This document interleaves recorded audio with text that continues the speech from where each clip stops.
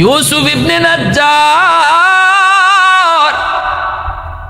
আওয়াজ দেয়া কয় না, আমি তোমাদের সাথে নাই, আমি আমার ধর্মের কথা তোমাদেরকে শোনাইলাম, কেউ মানলে মানো, না মানলে নাই। আমি চললাম মদিনা, আমার দেশের সাথে আমি মুসলমানদের পক্ষ হয়ে আজকে লড়ব।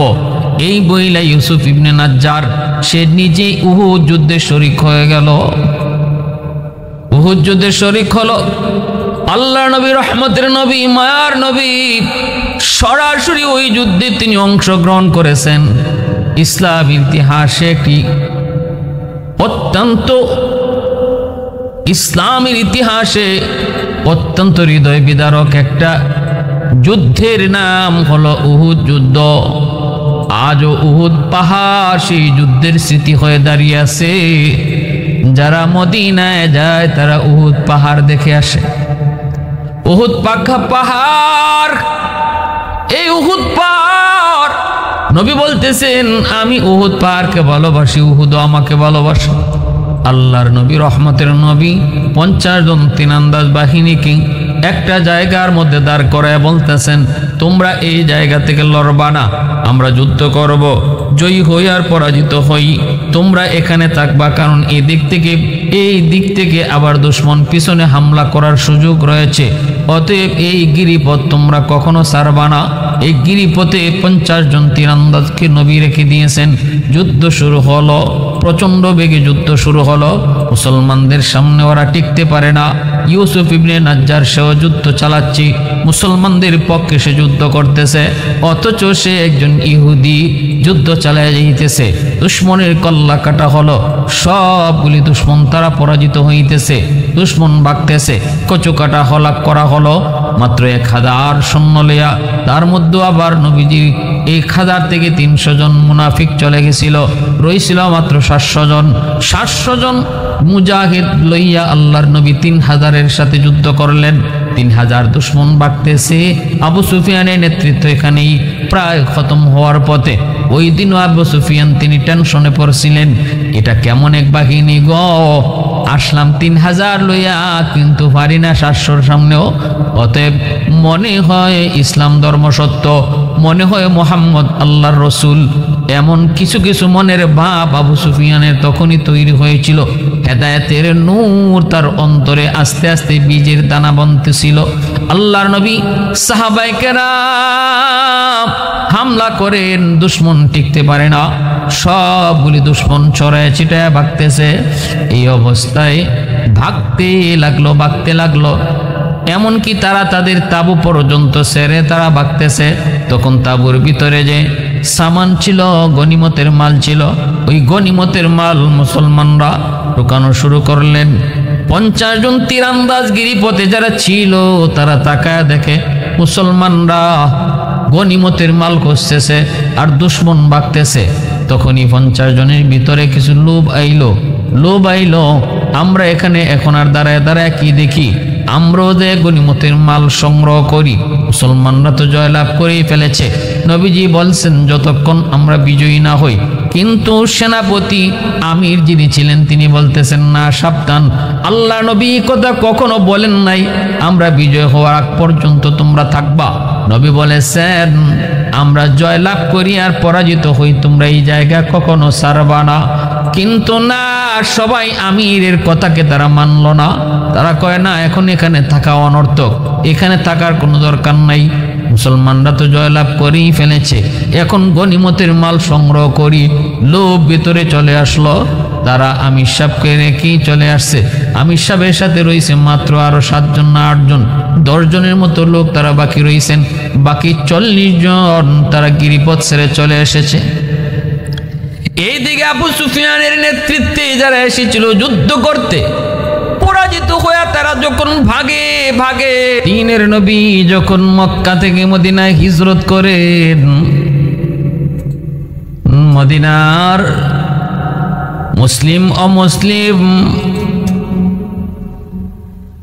সকল বর্ণের মানুষ, সকল ধর্মের মানুষকে আল্লাহর নবী একটি চুক্তির ভিতরে একমত করলেন, ঐক্যবদ্ধ করলেন।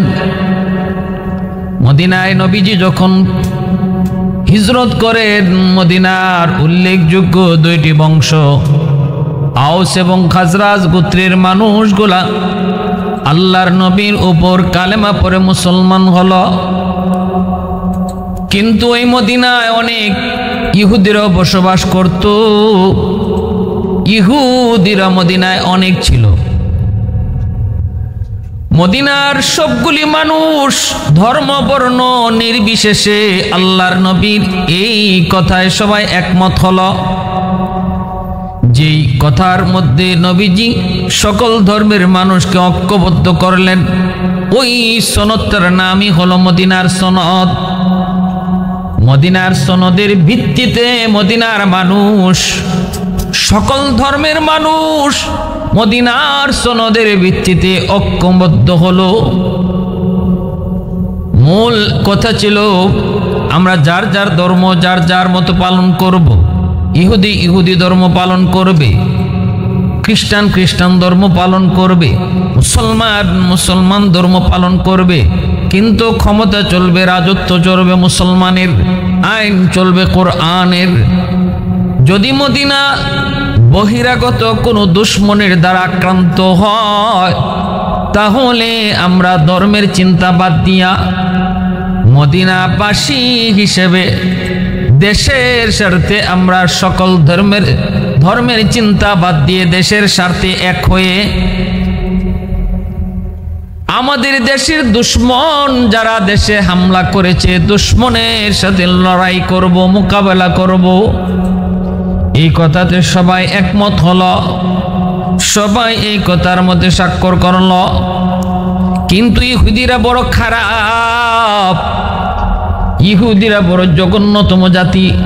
আল্লাহ পাক পবিত্র কোরআনুল কারীমের ভিতরে বলেন, লাতাজিদান্না আশাদ্দান নাসি আদাওয়াতাল লিল্লাযীনা আমানুল ইয়াহুদ ওয়াল্লাযীনা আশরাকু। আল্লাহ পাক বলেন, বন্ধু, মানুষের ভিতর থেকে যেই মানুষগুলাকে তুমি সবচেয়ে বেশি দুশমন হিসাবে পাবে, এক নাম্বার হলো ইহুদি, দুই নাম্বার হলো যারা মুশরিক, যারা শিরিক করে। এই ইহুদি আর মুশরিক জাতিকে তুমি মুসলমানদের ব্যাপারে সবচেয়ে বেশি দুশমন পাবে। কঠিন থেকে কঠিন দুশমনী তাদের অন্তরে থাকবে। ঘোষণা দিয়েছেন কে? আল্লাহ পাক এই কথাটা সাফ সাফ জানায় দিয়েছেন। অতএব ইহুদিরা এরা কখনো মুসলমানের সাথে আন্তরিকতা বন্ধুত্ব যদি দেখায়, বুঝবেন এর পিছনে কোনো উদ্দেশ্য আছে। কারণ ইহুদি কখনো মুসলমানের আপন হতে পারে না। কখনো ওরা মুসলমানের ভালো চায় না, মঙ্গল চায় না। ইহুদিরা যে মুসলমানের কঠিন থেকে কঠিন দুশ্মন, এই কথাটা আল্লাহ সাফ সাফ জানিয়ে দিয়েছেন। লাতাজিদান্না আশাদ্দান নাসি আদাওয়াতাল লিল্লাযীনা আমানুল ইয়াহুদ। আল্লাহ ইহুদির কথা আগে কইছেন, দুই দলের কথা কইছেন যে দুই দল মুসলমানের ঘোর দুশ্মন। এর ভিতরে প্রথম দলই আল্লাহ বলেছেন ইহুদিরা, দ্বিতীয় বলেছেন মুশরিকরা। আমার ভাইরা, বন্ধুরা, যুবক, আল্লাহর নবী, রহমতের নবী যখন মদিনায় হিজরত করে তিনি আসলেন, মদিনা রাষ্ট্রনায়ক নবীজি ইসলামের হুকুমত চালু করলেন। সকল ধর্মের মানুষকে নবী যার যার ধর্ম পালনের সুযোগ সুবিধা দিলেন। ইহুদিরা ইহুদি ধর্ম পালন করবে, কোনো বাধা দেওয়া হবে না, কখনো কেউ কারো উপরে চাপ দিবে না। কারণ ইসলাম কখনো চাপাচাপি করে মুসলমান বানায় না। লা ইকরাহা ফিদ্দীন। আল্লাহ পরিষ্কার বলেছেন, ইসলাম ধর্মের ব্যাপারে কোনো বাড়াবাড়ি নেই। জোর করে মুসলমান বানানোর ঘোষণা আল্লাহ দেয় নাই, আল্লাহ পাক অনুমতিও দেয় নাই। জোর করে মুসলমান বানানো যায় না। ইসলাম এবং মুসলমান কাউকে বানাইতে জোরাজুরি নাই, বরং ইসলাম ধর্মের আদর্শ হলো, ইসলামের আদর্শ আর সুমহান চরিত্র দেখে অন্তর থেকে যারা ইসলাম গ্রহণ করবে, এর নাম হলো মুসলমানি। জোর জবরদস্তি নেই। আল্লাহ নবী, দ্বীনের নবী, মদিনায় হিজরত করেন। মক্কার আপন মানুষগুলি আমার আপনার নবীকে তারা জন্মভূমিতে থাকতে দেয় নাই রে যুবক। নবীর জন্মভূমিতে কারা থাকতে নবীকে দিল না? কয় আপন মানুষগুলা নবীকে জন্মভূমিতে থাকতে দিল না। মনে বড় ব্যথা, বড় কষ্ট নিয়ে আল্লাহর নবী মদিনায় হিজরত করলেন। মদিনার মানুষ নবীকে সুস্বাগতম জানাইল। আউস এবং খাজরাজ বড় বড় দুই গোত্রের মানুষ, অধিকাংশ মানুষ তারা কালেমা পড়ে মুসলমান হলো। এরা ছিল মূর্তি পূজারী। কিন্তু উল্লেখযোগ্য কয়েকটা ইহুদি গোষ্ঠী ছিল, বনু কুরাইজা, বনু নজির, বনু কাইনুকা।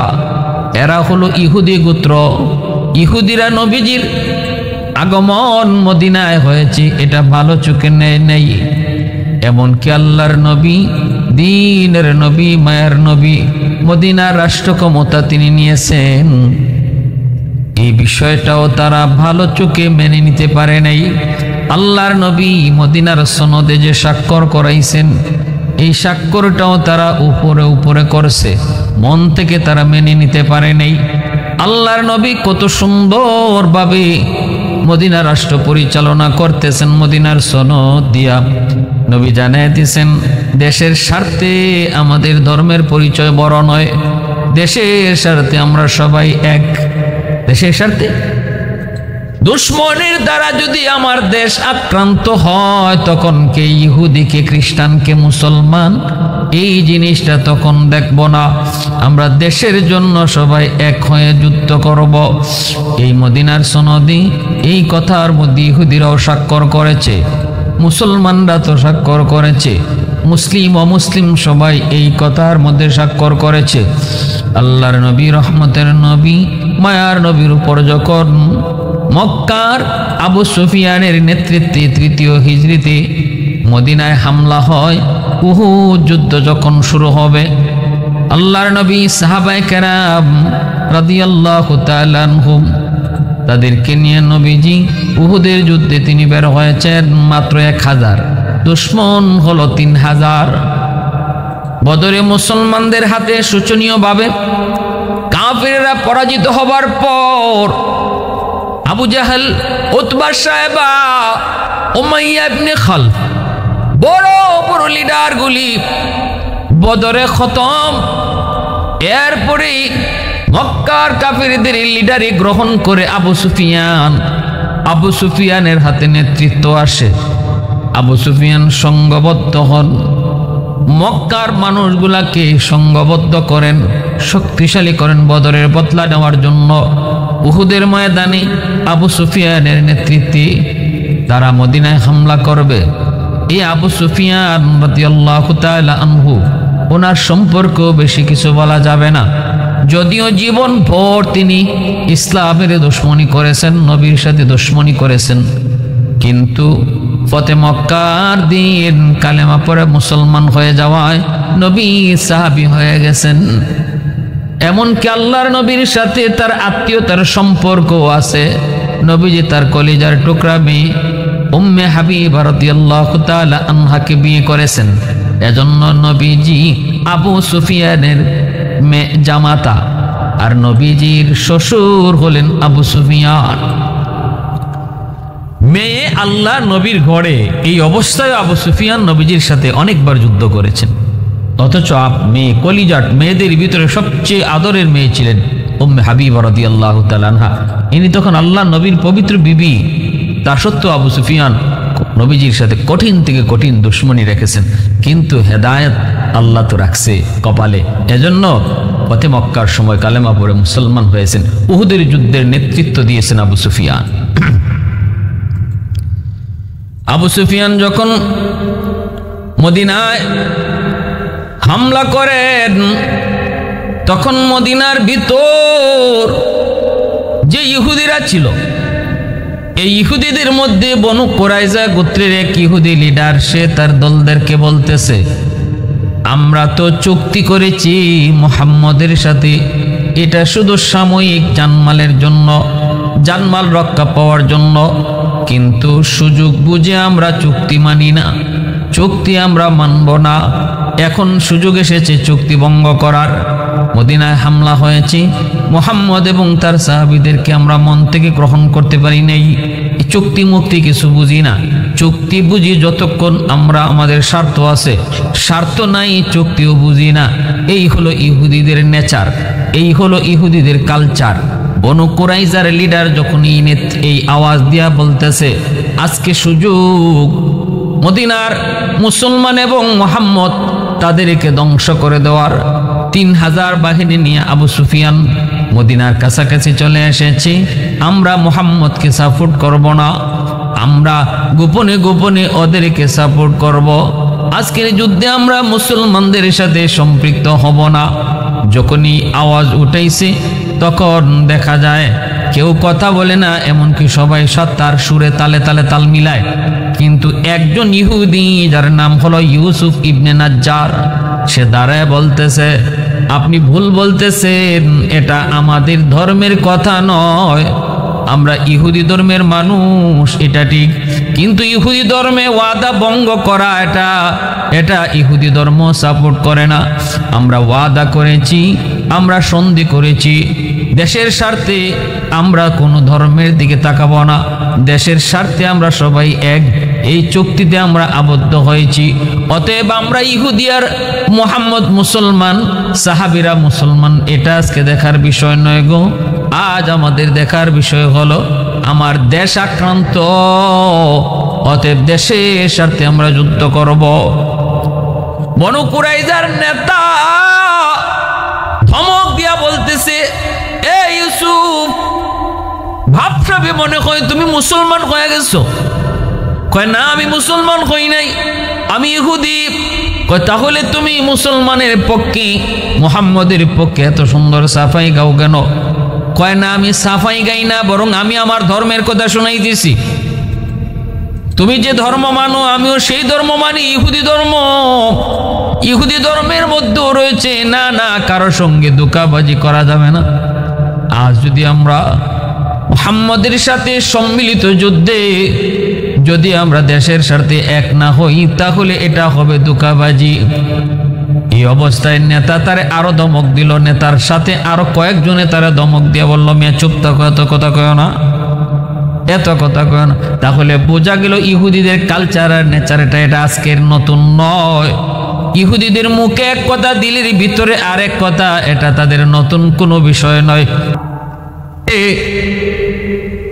ওই বাহিনীতে খালিদ বিন ওয়ালিদ, পরবর্তীতে যিনি মুসলমান হয়েছেন, উপাধি হয়েছে সাইফুল্লাহ।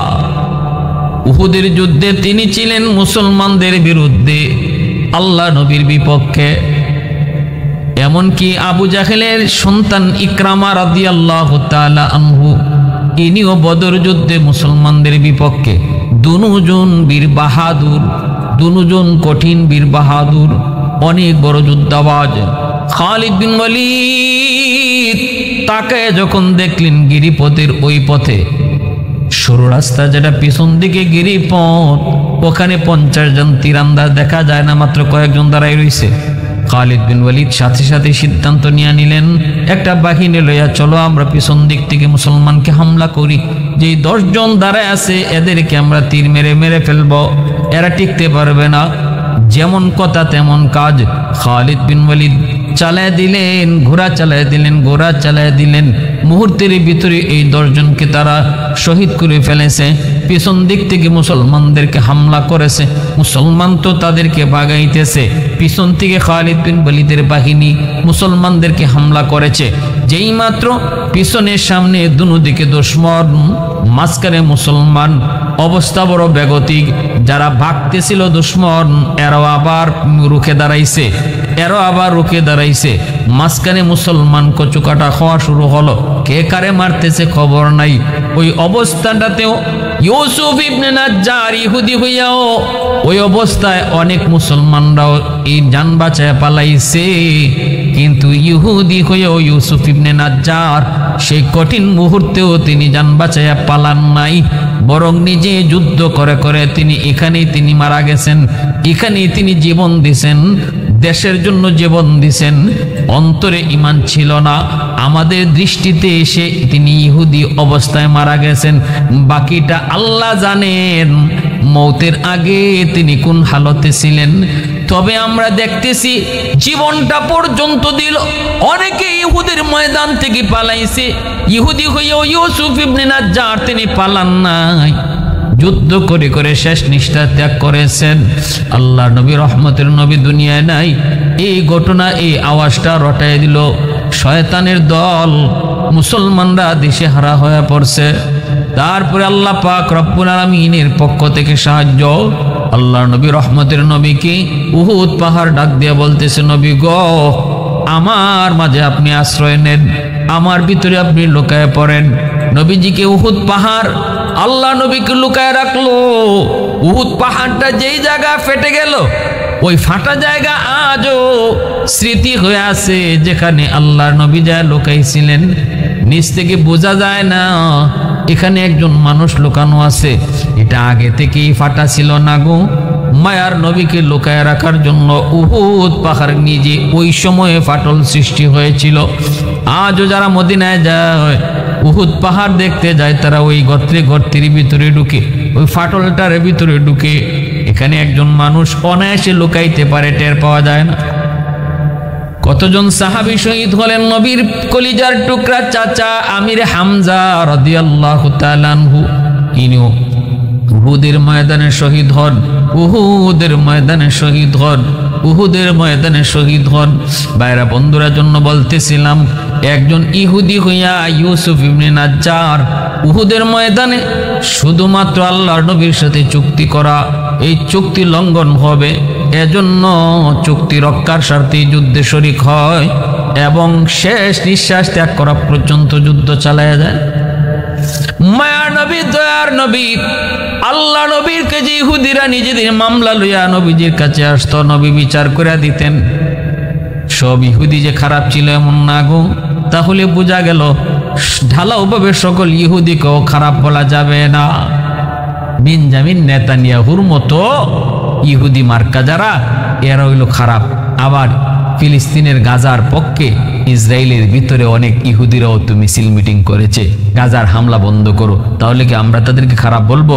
না, ইহুদিদের ভিতরেও কিছু কিছু ইহুদি যাদের ভিতরে মানবতা আছে, আবার বেশ ইহুদিদের মধ্যে কিছু দুশ্মন আছে, এরা কঠিন থেকে কঠিন দুশ্মন। এর চেয়ে কঠিন দুশ্মন আর মুসলমানের হতে পারে না। আল্লাহর নবীর সাহাবী হযরত আলী রাদিয়াল্লাহু তাআলা আনহু, তিনি কুফার বাজারে হাঁটতেছেন, দেখেন ইহুদির তার গায়ের মধ্যে একটা লৌহ বর্ম। আলী রাদিয়াল্লাহু তাআলা খলিফাতুল মুসলিমিন, তিনি লৌহ বর্মটা দেখে চিনে ফেলছেন। তিনি বলতেছেন, এই লৌহ বর্মটা তো আমার, সিফফিন যুদ্ধে আমি হারাইছি, হয় তুমি এই বর্ম কই পাইছো? ইহুদি বলতেছে, না, এটা আমার। আলী রাদিয়াল্লাহু তাআলা আনহু বলেন, আমার। ইহুদি বলতেছে, আমার। এই অবস্থায় বর্মটা কার, কে কিভাবে ফয়সালা হবে? চলো কাজীর দরবারে। বিচারকের কাছে আসলে পড়ে আমিরুল মুমিনিন খলিফাতুল মুসলিমিন হযরত আলী উনি বিচার দায়ের করছেন ওনার অধীনস্থ কর্মচারী বিচারকের কাছে। শুনেন, ইসলামে কি পরিমাণ কেমন রাজত্ব শেখায়, ইসলামে কি ইনসাফ শেখায়, ইসলামে কি দেশ পরিচালনা করার নিয়ম শেখায়। আলী রাদিয়াল্লাহু তাআলা একজন প্রেসিডেন্ট হইয়া উনি একটা মামলা কাজীর কাছে, বিচারকের কাছে নিয়ে হাজির হয়েছেন। এই কথা কন নয়, আরে বেটা আমি প্রেসিডেন্ট, আমি প্রধানমন্ত্রী, এখানে আবার জজের সামনে গিয়ে আমি আবার কি কথা কইব? মামলা আমি যেরকম হতে এটাই, জি না, এটাই ইসলামের নীতি না, ইসলামের আদর্শ না। আলী রাদিয়াল্লাহু তাআলা কাজীর কাছে গিয়া বলছেন, জি বর্মটা আমার।